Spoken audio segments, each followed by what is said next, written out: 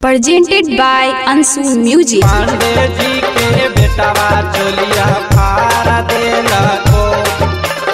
Mixed by Santosh Bihari. फारा देला को अंशु रिकॉर्डिंग स्टूडियो मोहली चौक। होली खेले ले गेलियो रंग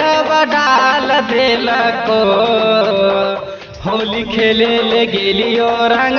डाल देला को कि मैया के पांडे जी के बेटावा चोलिया फारा देला को कि मैया के पांडे जी के बेटावा चोलिया फारा देला को होली खेले ले गेलियो रंग डाल देला को होली खेले ले गेलियो रंग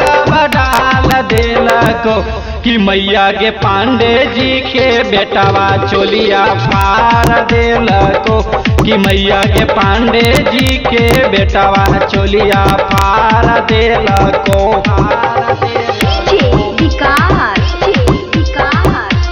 पांडे जी के बेटावा चोलिया फार देला को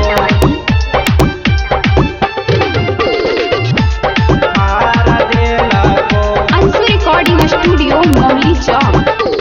पागल बनल है मैया यादव जी के लाल गे होलिया में रंग डाल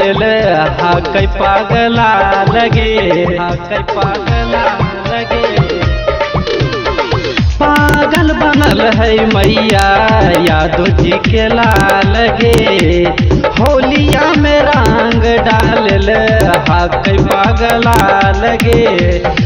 होलिया में चोलिया हमारो फार देला को होलिया में चोलिया हमारो फार देला को मैया के पांडे जी के बेटावा रंगा डाल देला को मैया के पांडे जी के बेटावा चोलिया फार देला को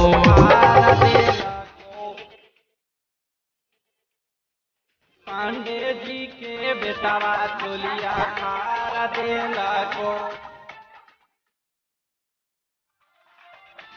फार देला को अंशु रिकॉर्डिंग स्टूडियो मोहली चौक। संतोष पलुआ मैया हक पागला लगे होलिया में रंग डाल हक बाउरा लगे हक बाउरा लगे संतोष पलुआ मैया हक बाउरा लगे होलिया में रंग डाल हक बाउरा लगे ऊपर से समनमा हमारो रंग देला को ऊपर से समनमा हमारो रंग देला को मैया गे यादव जी के बेटावा रंगा डाल देला को मैया के पांडे जी के बेटावा चोलिया फार देला को अंशु रिकॉर्डिंग स्टूडियो मोहली चौक।